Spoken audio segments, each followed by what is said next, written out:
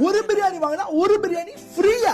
ஆமாங்க, அப்படி நான் போன கடை தாங்க இந்த கந்தன் ஃபுட் ஸ்ட்ரீட் பள்ளிக்கரணையில இருக்கு.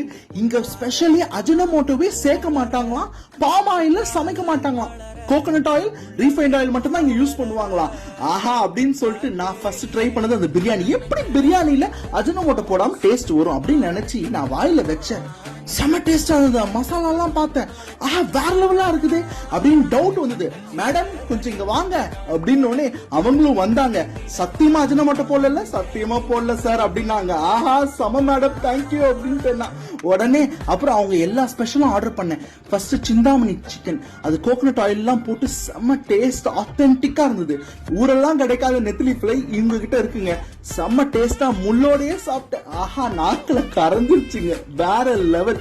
இந்த ஸ்குவிட் ஃப்ரை அப்படியே ஸ்குவிட் மசாலா அப்படியே நல்லா புளிப்பெல்லாம் போட்டு வாயில வச்சோடனே செம்ம அப்படியே எச்சில் ஊறுற மாதிரி டேஸ்ட்.